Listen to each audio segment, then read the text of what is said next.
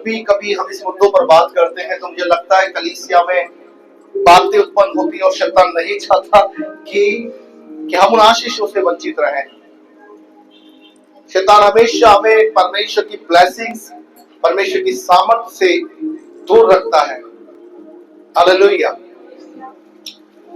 बहुत सारे लोग आज बाइबल के विरोध बातें करते हैं कि बाइबल में ऐसा नहीं लिखा है, बाइबल में ऐसा नहीं लिखा है, बाइबल ऐसा नहीं कहती है, प्रभु ने बाइबल में ऐसा नहीं लिखा है, इसलिए बाइबल के विरोध हम बातें कर रहे थे। क्योंकि हम बाइबल को पढ़ते नहीं है, इसलिए हम परमेश्वर के वचन के विरोध बातें करते हैं। आपको पता है, जब हम परमेश्वर के वचन को पढ़ते हैं तो आज जो हमारा टॉपिक है वो है हमें दान और दशवांश क्यों देना चाहिए। ये बहुत अच्छी तरीके से आज मैं स्टडी करके लेके आया हूं। और ये वो मुद्दा है कि विवाद कलीसियाओं में बने हुए हैं। और आपको पता है बाइबल ना पढ़ने वालों के मानसिकता क्या है कि पुराने नियम में यीशु ने कहा, परमेश्वर ने कहा दान और दशवांश देना चाहिए, नए नियम में कहीं भी नहीं आया। तो मुझे एक बात का जवाब दीजिए, जो नया नियम का परमेश्वर है या पुराने नियम का परमेश्वर है, परमेश्वर बदल गया क्या? पहली बात, जब मैं रात को खुदा की उपस्थिति में बैठा हुआ था, मेरा चैप्टर ये था ही नहीं।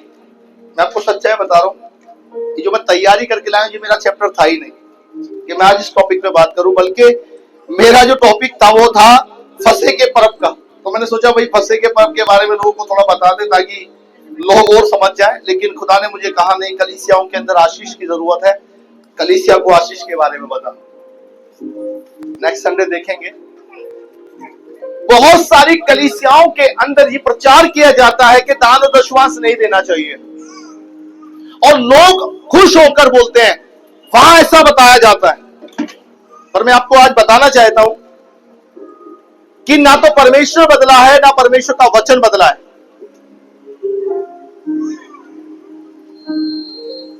ना तो परमेश्वर बदला है, ना परमेश्वर का वचन बदला है। परमेश्वर भी वही है और परमेश्वर का वचन भी वही है।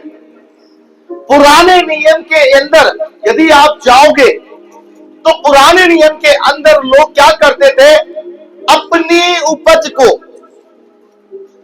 अपने दाखलता के उपज को, अपनी खेती की उपज को कहां लाते थे?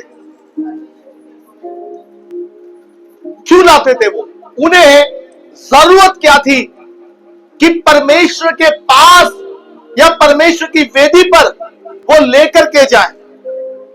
क्या जरूरत थी उन्हें अपनी मेहनत का उपज देने के लिए, अपनी मेहनत का हिस्सा देने के लिए? परमेश्वर ने उन्हें कब कहा था?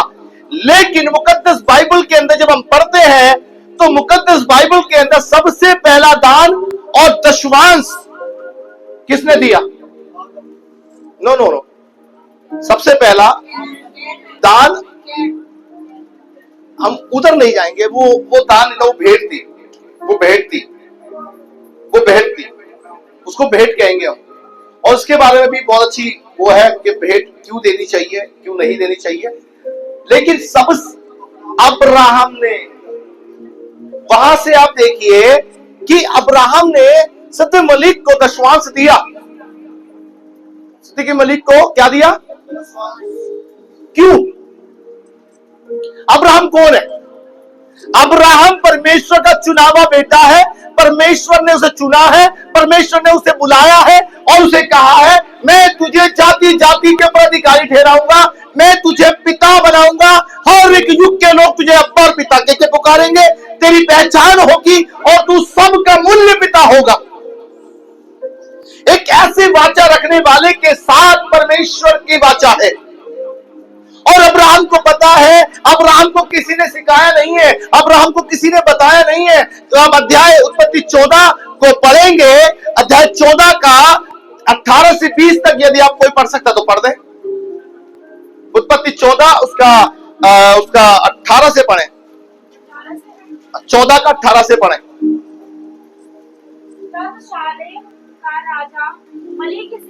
हाँ, परम प्रधान ईश्वर का याजक था। वो किसका याजक था? वो परम प्रधान ईश्वर का याजक था, वो एक याजक था। सुनिए पहली बात, वो राजा बाद में था, पहले वो परमेश्वर का जन था। वो राजा के पद पर नहीं था, लेकिन परमेश्वर ने उसे एक पद दिया और राजा बनाया, और राजा बनाने के बाद परमेश्वर ने उसे एक अधिकार दिया कि तू एक अगुवा भी है, तू एक याजक भी है। और याजक का काम क्या होता है? परमेश्वर के वचन की शिक्षा देना, लोगों को परमेश्वर के बारे में बताना कि परमेश्वर जो चाहता है वो करना चाहिए, जो परमेश्वर नहीं चाहता वो नहीं करना चाहिए। हालेलुया। वो वहां पर परमेश्वर की शिक्षा को दे रहा है, परमेश्वर के ज्ञान को दे रहा है। और अब्राहम परमेश्वर का चुना हुआ व्यक्ति है, और अब्राहम किसकी सुनने आया है? राजा की सुनने आया है। वो याजक के रूप में उसको स्वीकार करता है, वो राजा के रूप में उसको स्वीकार नहीं कर रहा है। सुनिए बड़ी बात, और क्या लिखा है? रोटी और दाख मधु ले आया। हाँ। और उसने अब्राहम को यह आशीर्वाद दिया, और परम प्रधान ईश्वर की ओर से, जो आकाश और पृथ्वी का अधिकारी है, तू धन्य हो, और धन्य है परम प्रधान ईश्वर, जिसने तेरे दोहित्र को तेरे वश में कर दिया है। हाँ। तब अब्राहम ने उसको सब वस्तुओं का दशमांश दिया। और लिखा है उसने एक वस्तु का दशमांश उसको नहीं दिया, उसने अपनी औलादों का भी दशमांश उसे दिया। जो मेरी औलाद के भाग है उसका भी दशमांश दूंगा, जो मेरे भाग है, मेरी पत्नी का जो भाग है, मेरे बच्चों का जो भाग है, मेरी उपज का जो भाग है, मेरे घर का जो भाग है, मैं हर एक भाग का उसको दशमांश दूंगा। अतः ये जानकारियां जिनके पास नहीं है ना, कलीसियाएं खराब है। आप अपनी आशीष को रोकते हैं। सिद्ध के मलिक ने नहीं कहा कि तुम मुझे दशमांश दे, लेकिन अब्राहम के मन में क्या था? मैं अगुवे को दशमांश, मैं उसे 1% नहीं दूंगा, मैं उसे 10% नहीं दूंगा, मैं अपनी सारी चीजों का दशमांश उसे दूंगा।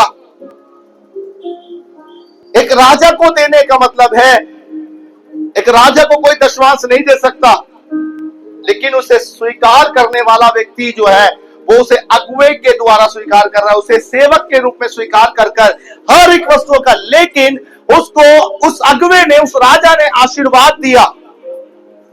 क्या दिया? क्या दिया बताएं? क्या क्या आशीष है उसमें?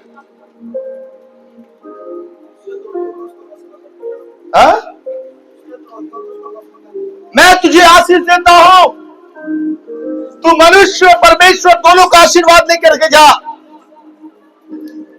जब आप अपनी कमाई में से खुदा को देते हैं, आप ये ना सोचे कि आप किसी अगुवे को दे रहे हैं। आज पता लोग क्यों परेशान हैं? क्योंकि वो देना नहीं जानते। आज लोग प्रॉब्लम्स में क्यों हैं? क्योंकि वो बीज बोना नहीं जानते। आज लोग दिक्कतों में क्यों हैं? आज कर्जों में क्यों हैं? क्योंकि वे परमेश्वर के वचन के खिलाफ बात करते हैं। कहते पुराने नियम में खुदा ने कहा, बहुत सारी आयतें हैं, तैयार करके बैठा हूं, 12:30 बजे तक आज यही बात चलेगी। नए नियम और पुराने नियम से ही बात चलेगी।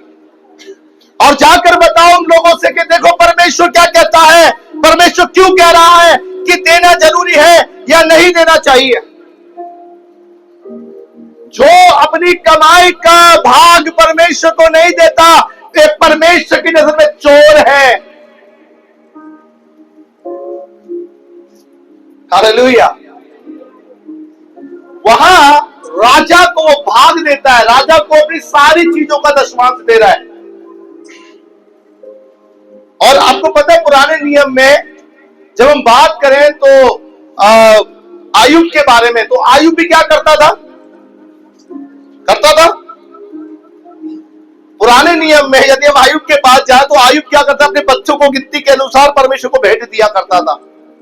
प्रभु मेरे बच्चों ने कहीं तुझे छोड़ तो नहीं दिया, कहीं मेरे बच्चे गुनाह तो नहीं कर गए, कहीं मेरे बच्चों ने तेरी महिमा को अपने जीवन से खत्म तो नहीं कर दिया। आज हम इतने स्वार्थी हो गए, अगर एक 50,000 कमाने वाला व्यक्ति है तो वो 50,000 को देखेगा, मैं दे दूंगा तो मेरे बच्चों की फीस कैसे जाएगी, मेरे घर का राशन कैसे आएगा, ये कैसे आएगा। लेकिन बाइबल में लिखा है जो देता है वो जानता कि कहां से काटना है। 10,000 कमाने वाला व्यक्ति ईमानदारी के साथ देगा, लेकिन 50,000 कमाने वाला 1 लाख रुपया कमाने वाला व्यक्ति ईमानदारी के साथ बीज नहीं बोएगा। मैं सच्चाई बता रहा हूं आपको, जो 10,000 कमाता है वो ईमानदारी के साथ अपनी कलीसिया में जाकर ईमानदारी के साथ बेच देता है। वो ये लीजिए, वो 9,000 रुपया उसको 90,000 के बराबर लगता है। लेकिन जिसके पास 1 लाख रुपया है, जिनके पास 50,000 है, उनको 50,000 किसके बराबर लगते? 5,000 के समान। अब्राहम के पास खुदा ने दौलत नहीं दी थी। यदि आपने बाइबल पढ़ी हो ढंग से, वो एक मुसाफिर था, इस देश से इस देश, इस देश से उस देश, उस देश से इस देश। परमेश्वर से बता रहा था, मैं तुझे वो देश दूंगा। अभी चल रहा है, वो सफर में है, अभी वो चल रहा है, भाग रहा है, क्योंकि परमेश्वर से लेकर चल रहा है। लेकिन अब्राहम के मन में एक बोझ था कि यदि मैं परमेश्वर के लिए नहीं दूंगा तो मैं कभी भी आशीषित नहीं हो सकता। परमेश्वर नहीं मांगता हमसे पैसा कि पैसा दो, परमेश्वर को नोटों की जरूरत नहीं है। लेकिन परमेश्वर के भवन में पैसों की जरूरत है। आपका घर, आपकी दीवारें, आपकी छत पैसा नहीं मांगती है, लेकिन जिस घर में आप रहते हैं उस घर की जरूरतें पूरी करने के लिए आपको देना पड़ेगा, करना पड़ेगा। समझ आ रही मेरी बात? चलिए, पुराने नियम की एक बात फिर हम पढ़ेंगे, पुराने नियम से ले व्यवस्था 27 का 30, ले व्यवस्था 27 उसका 30 वचन जल्दी से पढ़ें। पहले पुराने नियम को देखेंगे, उसके बाद नए नियम को देखेंगे। हाँ, फिर भूमि की उपज का सारा दशमांश, फिर भूमि की सारी उपज का दशमांश, चाहे वह भूमि का बीज हो, चाहे वे भूमि का बीज हो, चाहे वृक्ष का फल, चाहे वो पेड़ का फल हो, वह यहोवा ही का है, वो सब कुछ परमेश्वर का है। वह यहोवा के लिए पवित्र ठहरे। वो परमेश्वर के लिए पवित्र ठहरे।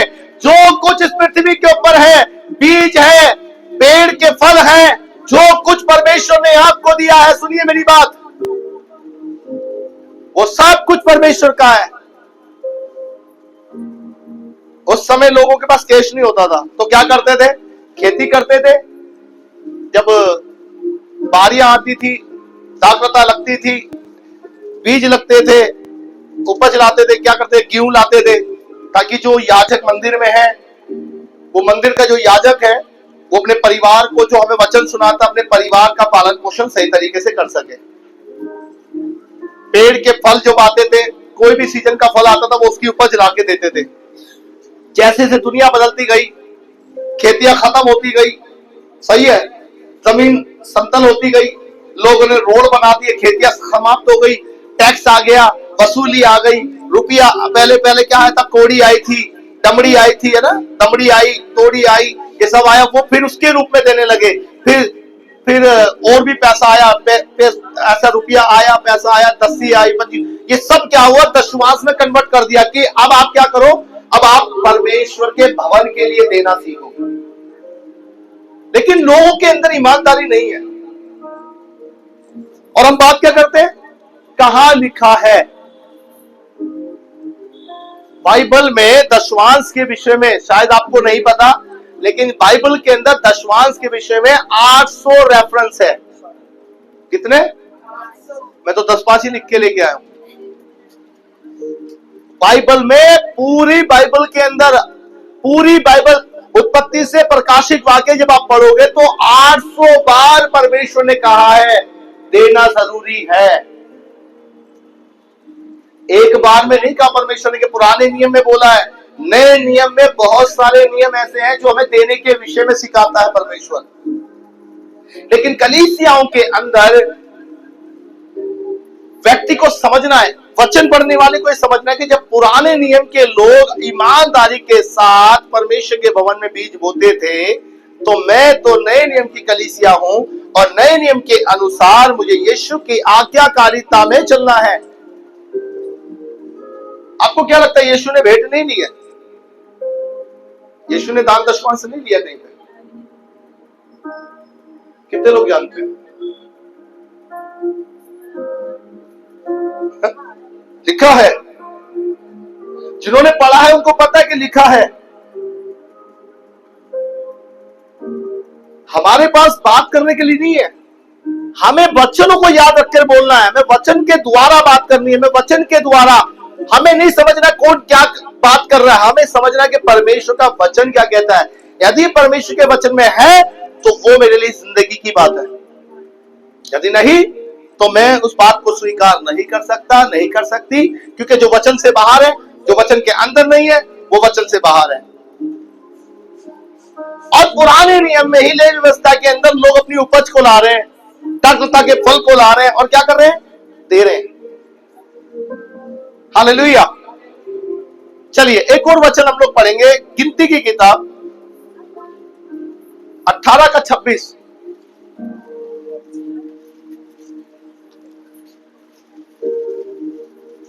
जल्दी जल्दी पढ़ें, 18 का 26 पढ़ें। लेवियों से कह कि जब जब तुम इस्राएलियों के हाथ से वह दशमांश लो जिसे यहोवा तुमको तुम्हारा निज करके उनसे दिलाता है, तब उसमें से यहोवा के लिए एक उठाई हुई भेंट करके दशमांश का दशमांश देना। क्या लिखा है? परमेश्वर कहता है लेवियों से कहता है, जब तुम इजराइलियों से, जब तुम विश्वासियों से दशमांश लेते हो, जब कोई बिलीवर्स अपने याजक के हाथ में दशमांश रखता है, तो परमेश्वर कहता है वहां पर कि तू क्या कर, उस दशमांश में से भी दशमांश, उस दशमांश का भी दशमांश दे। परमेश्वर का वचन बड़ा स्थिर है, वो हमें देना सिखाता है, वो हमें बीज बोना सिखाता है। जब आप किसी खेती में जाते हैं, बीज को बोते हैं, तो आपको पता है जब बीज को बोते हैं तो आपको आशा रहती है कि मैं जहां बीज डाल रहा हूं वहां वो भूमि फलवंत होगी। यदि मैं बीज नहीं डाल रहा हूं तो फलवंत नहीं हो सकती, क्योंकि परमेश्वर का वचन स्थिर है। हमें पता होना चाहिए कि हमें बीज बोने के लिए परमेश्वर ने 10 बार नहीं 800 बार कहा है। मुझे नहीं पता इतने सालों में आपने कितनी बार बाइबल को पढ़ा, कितनी बार आपने बाइबल को पढ़कर ये बातें निकाली, कितनी बार बाइबल को पढ़कर आपने ये समझा कि परमेश्वर सच बोलता है। हमें मनुष्य के चलाए नहीं चलना है, हमें वचन के चलाए ही चलना है, हमें वचन के चला ही अपनी बातों को रखना है। कोई आपको आकर के कहेगा नहीं बाइबल में कहीं नहीं लिखा पीना चाहिए, तो हम क्या सोचेंगे? क्या सोचेंगे मुझे बताइए। भाई ये परमेश्वर का सेवक है, ये बोल रहा पीना चाहिए तो हमें पीना भी चाहिए, यही सोचोगे ना? नहीं, परमेश्वर कहता पाप करो, कोई दिक्कत नहीं। हम क्या सोचेंगे? अब जैसे जो वचन नहीं पढ़ता उसको, उसके माइंड में क्या आएगा? करना चाहिए। यीशु कहता है मरने से पहले क्षमा मांग लोगे, आप क्षमा हो जाएंगे, तो जिंदगी भर पाप करेंगे। अगर हम वचन पढ़ेंगे तो हम वचन से नॉलेज प्राप्त करेंगे, हम वचन से परमेश्वर की बातों को समझेंगे, उसके भेद को समझेंगे। अब मुझे कैसे पता कि 800 बार बाइबल में आया? जाहिर सी बात है। अब 800 बार का प्रचार तो मैं यहां नहीं कर सकता, 800 रेफरेंस तो यहां नहीं खोल सकता। हो सकता है उसको सुनाने में 7 संडे लगे, 8 संडे लगे, 10 संडे लगे, 20 संडे लगे।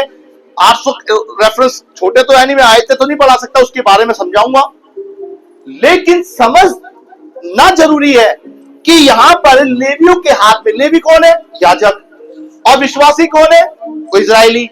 इजरायली कहां गए? मंदिर में। क्या करने गए? आज हमें कुछ मिला है, जाकर खुदा के भवन में बीज बोएंगे। हालेलुया। बीज बोना जरूरी है। ये नहीं कि आपने एक महीने दशमांश दिया और अगले महीने ठंडे होके बैठे हैं, उसके बाद देंगे। आपका दशमांश कहीं भी नजर नहीं आएगा आपको। आप परमेश्वर की नजर में पाप कर रहे हैं, परमेश्वर की नजर में गुनाह कर रहे हैं, परमेश्वर की नजर में है ही नहीं।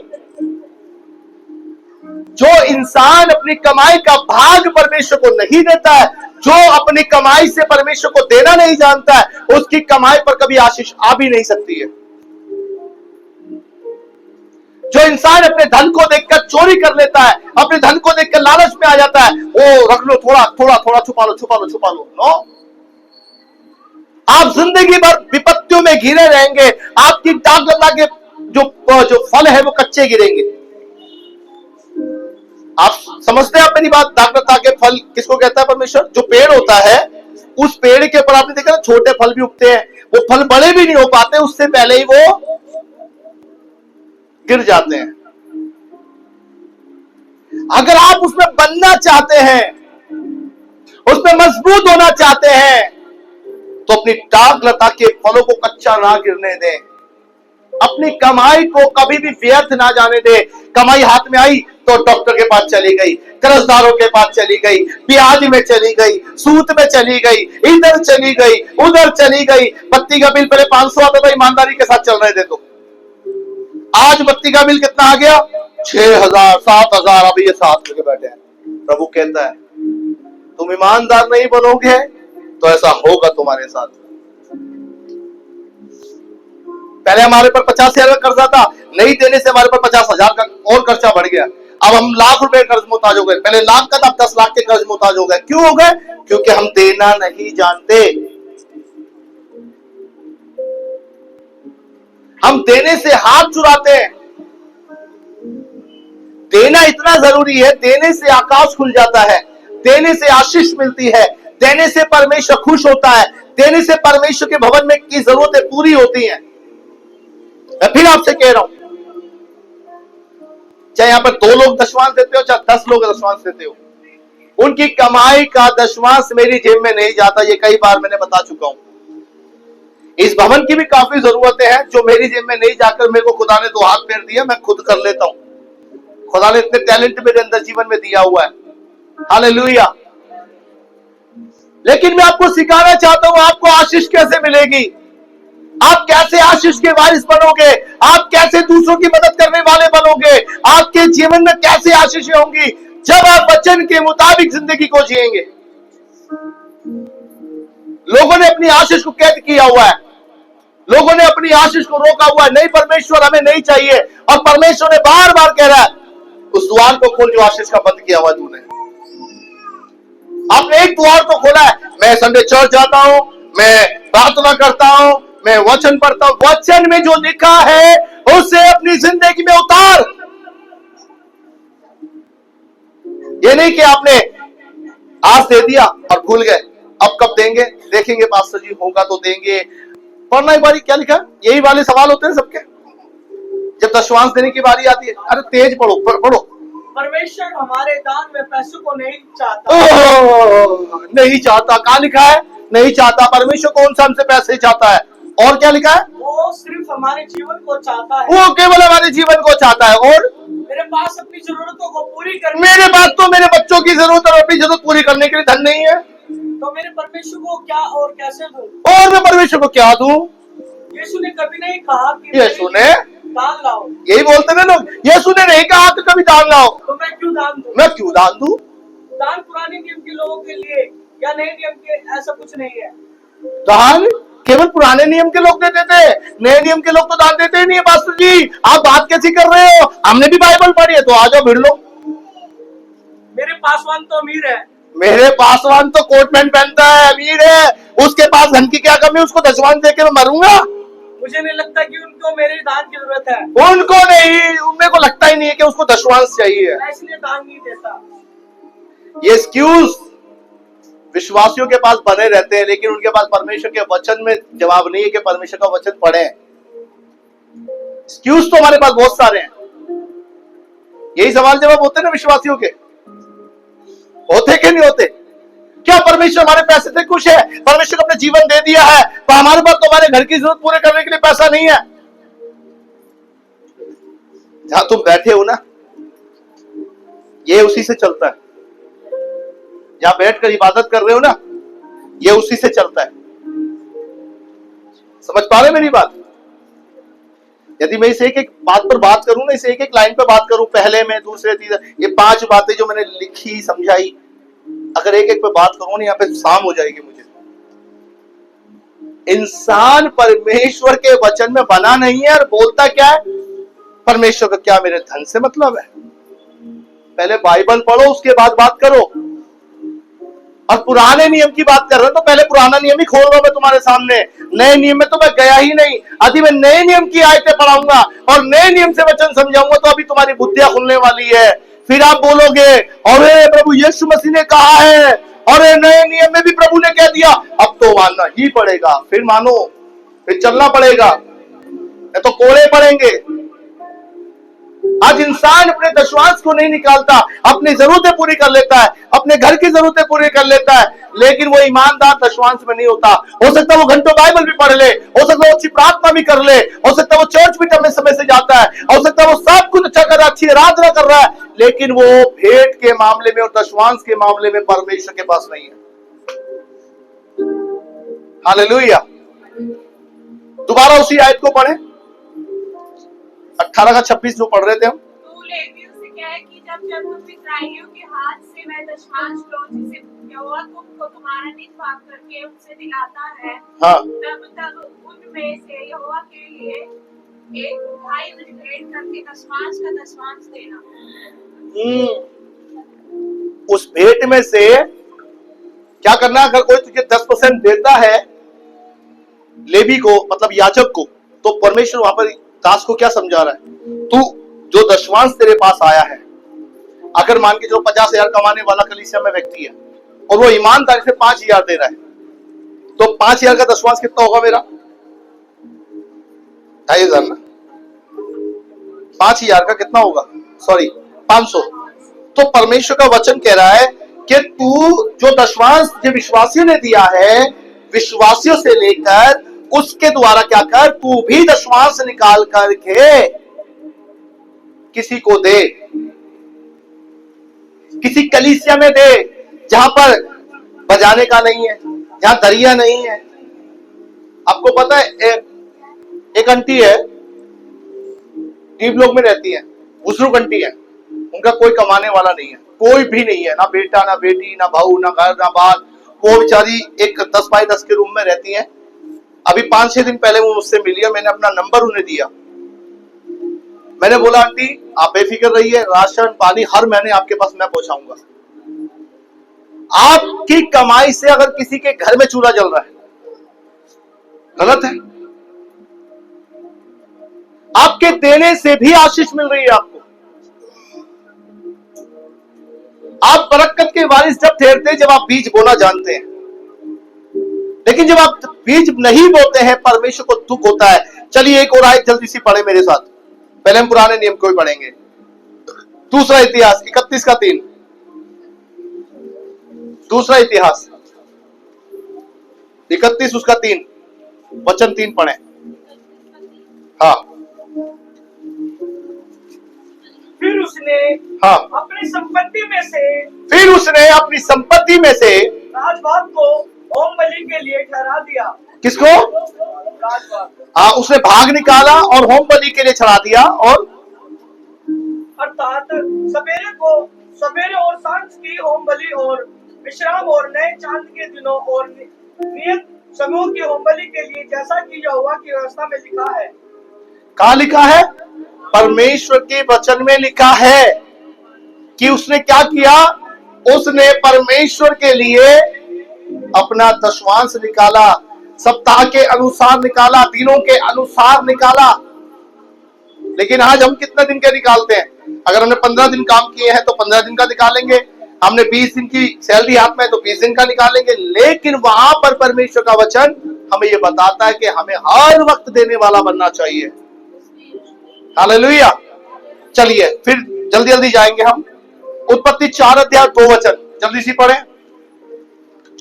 4 का 2 पढ़े, फिर उत्पत्ति 14 का 20 पढ़े। फिर उसने उसके भाई हाबिल को भी जन्म दिया। फिर उसने उसके भाई हाबिल को भी जन्म दिया। हाबिल भेड़ बकरियों का चरवाहा बन गया, हाँ, परंतु कैन भूमि पर खेती करने वाला किसान बना। हाँ, कुछ दिनों के पश्चात कैन यहोवा के पास भूमि की उपज में से कुछ ले आया। क्या लेके आया? वो किसके पास लेके आया? उसे पता था कि मैं जब परमेश्वर के पास जाऊंगा तो मुझे देना पड़ेगा। मैं खाली हाथ यहोवा के घर में जाऊं, मैं खाली हाथ ऐसे चला जाऊं, ना मेरे पास कुछ है ना कुछ देने को है, क्या फायदा है? जब आपने कमाया है, पूरे साल पूरे महीने मेहनत की है, तो आपको ईमानदार होने की जरूरत है कि मैं यहोवा के भवन में खाली नहीं जाऊंगा, मैं कुछ भाग लेकर के जाऊंगा, मैं यहोवा को देखकर प्रसन्न करूंगा। जब तक आप बीज नहीं बोएंगे आप आशीषित नहीं होंगे।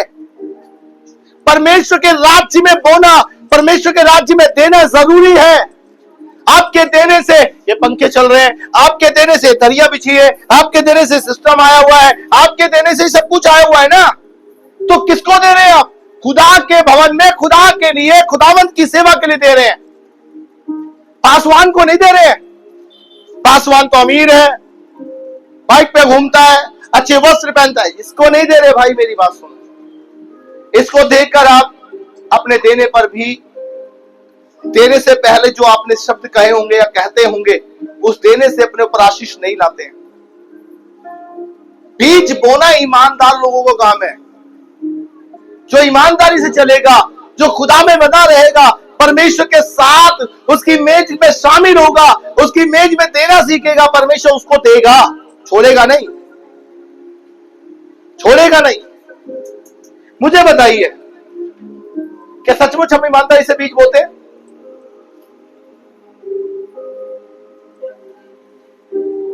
बता सकता है कोई कि हम सचमुच ईमानदारी से बीज बोले? अरे बताओ ना मेरी बहन, मेरे भाई।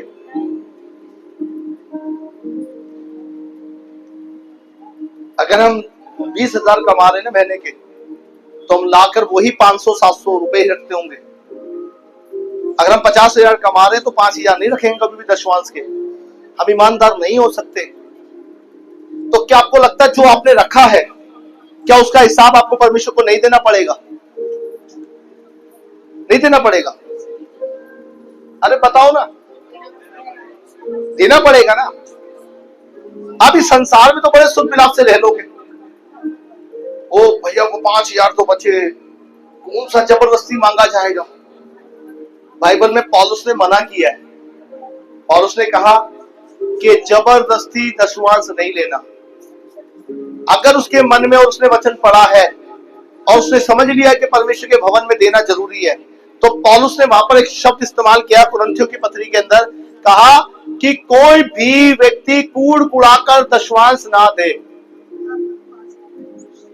ऐसा नहीं जैसे भाई मेरे घर की तो प्रॉब्लम्स बहुत बड़ी है और मैं कूड़ कुड़ा के दशवांश देना पड़ेगा, तो पासवान नहीं देंगे तो अगली बार बोलेगा पासवान, मुझे फर्क पड़ता भी नहीं है। वो कर्जा तुम्हारे ऊपर है, तुम्हें कैसे उतारना है वो तुम जानो। लेकिन मैं तुम्हें एक बात सिखाना चाहता हूं, उस कर्जे को उतारने के लिए आपको बीज बोना ही पड़ेगा। अगर आपने 1 महीने रोका है तो अगले महीने उसका डबल देना पड़ेगा। अगर हम ब्याज पे पैसा लेते हैं, गीता सिस्टर सोना नहीं है, अगर हम ब्याज पे पैसा लेते हैं और 1 महीने का ब्याज रुक जाता है तो क्या करते हो? नहीं जी बाबूजी 1 महीने का रखो ना, पिछले महीने बच्चे भूखे थे इसलिए नहीं दिया था। हा? वो क्या करेगा? वो कहेगा सूत भी ला के रखो। हालेलुया। लेकिन हमारा परमेश्वर ऐसा नहीं, वो लेकिन ईमानदार बनाता है कि आप जो आपने खोया है और उस महीने का दशवांश आपने अपने ऊपर लगाया है या अपने घर में खर्च किया है, उसको ईमानदारी के साथ लाकर